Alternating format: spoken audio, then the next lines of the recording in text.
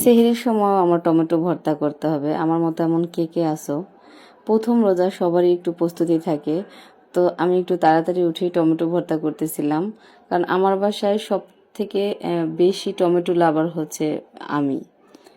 আর এইদিকে আমার আব্বা যেন উঠে গেছে, দেখো উঠে পাঞ্জাবিও পরে ফেলছে সে। তার নামাজ পড়ার প্রস্তুতিও আছে, সেহরি খাবে সে। তার সাথে আমি বলতেছিলাম যে বাবা তুমি তো ঘুমাই গেছো, দেখো তোমার মামা কত কিছু বাজার করে নিয়ে আসছে।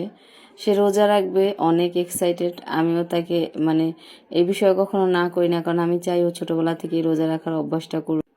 অনেক বাচ্চারা আছে ঘুম থেকে উঠে কান্না করে, আলহামদুলিল্লাহ আমার ছেলেটা ছোটবেলা থেকেই এরকম কিছু করে না। আর এই যে বড়জনকে ডাকতে ডাকতে মানে কোনো মতে সে উঠছে। আর এদিকে যেহেতু আমরা গরুর গোশত আলু দিয়ে রান্না করছিলাম, এটা একটু গরম না হলে মজা লাগে না, তো এটাকে গরম করতেছিলাম।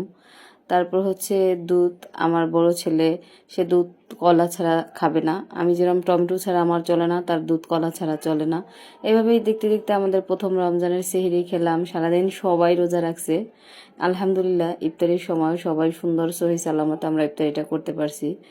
তো আল্লাহ যেন আমাদের রোজাগুলোকে এভাবেই কবুল করে।